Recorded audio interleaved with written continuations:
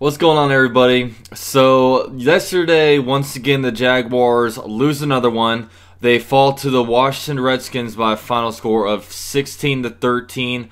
The Jaguars drop to 4-10 on the year, and I'll tell you what, man, this season just needs to end, man. I am so just tired of this whole entire season. It's just been, as you guys all know, such a train wreck. And let me tell you this, first of all, I didn't, as much as it hurts me to say this, I really didn't want to win yesterday. I would have liked to put up a good fight. I would have liked to have seen some good things, but at the end of the day, man, I mean, with this loss, we're set to draft at number 5. If we would have won that game, our draft stock would have improved right to number 11. And I'm not all for playing for draft position, but when you're in the state of our team right now, we need a quarterback. And if I need a quarterback, man, I'm all about draft position, because I don't want to have to trade up, first round picks or multiple second to third round picks to kind of get up there. I want to be able to go get my guy. So, the Jaguars, we lost this game, and I really don't care anymore. Whatever. But here's the thing, man. Here's one thing that is kind of bothersome, is that the Jaguars did try to win. The Jaguars coaching staff is out there putting together a game plan. The players are out there working to be able to win this game, and the Jaguars lost to a 4th-string quarterback. They lost to a quarterback that was just drafted into the Alliance of American whatever football league. They lost to a guy that hasn't really played an NFL game in like 6 years, and we just lost. And it's painful. I mean, it is so painful, this team, really, to watch. And that's why we're all just so excited to just get these rest of the season over with. Let these 2 next games fly by so we can start looking forward to next year. And, I put this out on Twitter earlier talking about, the Jaguars right now are just so uninteresting. But once 0 minutes and 0 seconds left hits the clock against Houston in Week 17, that's when the Jaguars become very, very interesting, because, I'd imagine at this point the whole entire coaching staff is going to be gone. I imagine Dave Caldwell is going to be gone, and I imagine there's just going to be so many different changes when it comes to the coaching staff. We're going to eventually be cutting ties with a bunch of different players that are costing us a lot of money and just aren't really producing. But a lot of things are going to go down, and I'm just so ready for the offseason, so I can actually have something to be excited to make videos about, as opposed to coming out here and making these half-ass game recaps and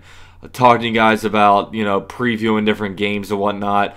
It's going to be a lot of fun, man. This channel is going to be a lot of fun, once the really off-season comes here. So please hang with me, and please continue to keep supporting me. But, this game, man, I mean, the thing is, man, with Blake Bortles, man, you didn't think it could really get much worse than Blake Bortles, really, at quarterback. We were all kind of lobbying for Cody Kessler, but Cody Kessler, man,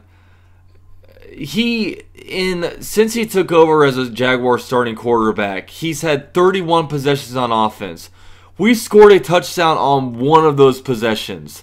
One of those 31 possessions, Cody Kessler's managed to get a touchdown drive done. He's been terrible. I mean, he's been just horrible. And in this game, let me see how many. He had 57 yards passing. Not good. I mean, the guy, he's afraid to pull the trigger. The offensive line, of course, isn't all that great, but, he's forcing himself into some of those turnovers. We act like at least Cody Kessler can hit the quick out routes. He was overthrowing guys like Westbrook, and God, to say the quarterback is this bad, and I'll go and say this, I think at this point, Blake Bortles probably is the better quarterback. I mean, looking at the numbers, but, it's been a big war on Twitter about it, but at the end of the day, man, it's like putting horse shit by cow shit and asking what smells worse. I mean, whatever. We know neither of those guys are the answers. We're going to be moving on to a different quarterback, and, that's that. So, I mean, this game, the only wide receiver that had a catch was Dede Westbrook. Dede Westbrook had like 3 catches, and he was really the bright spot of the game. You know what I mean? I mean, he had he had 3 catches for 21 yards, big deal. He had a nice in the round go for 20 yards. He had that awesome punt return that put up our only touchdown on the board.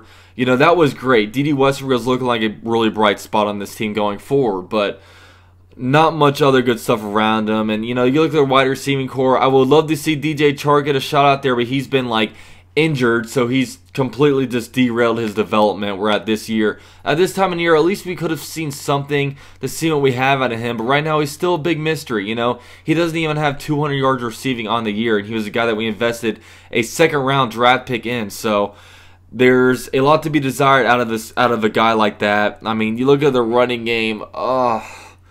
Cody Kessler was leading rusher this game with 68 yards rushing. I mean, at this point, man, we need to just be running a wing T offense. We need to be looking like Army Navy. I mean, you look at Josh Johnson out there. I mean, he's just a speedy black dude that's able to pick up a bunch of yards rushing.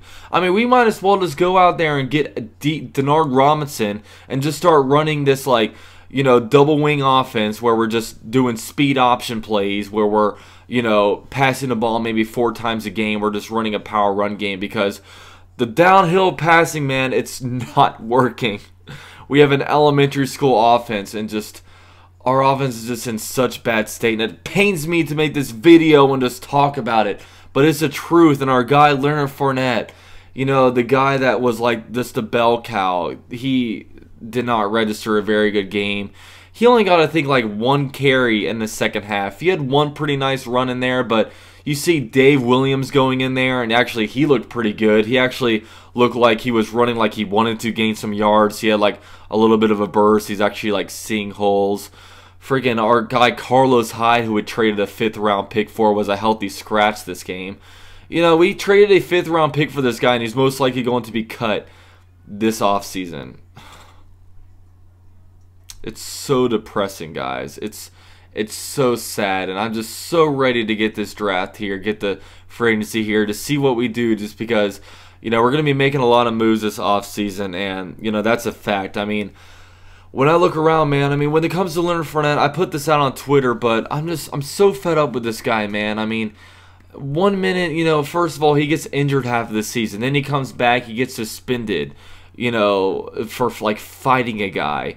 The next thing you know, this game he's over on the sidelines, hiding away from coaches, just with his arms crossed. I mean, this is a dude with a C, with a captain logo on his chest, and he's playing like he's not acting like a leader. And our other captain is Blake Bortles, who, you know, is out there in a coin toss, kind of runs out on the field, and you know, he does his thing, but the state of the Jaguars right now, I mean, the offense is bad. And when it comes to the defense, there's some pieces that I would like to potentially keep. I mean, I would do everything we can to keep Calais Campbell.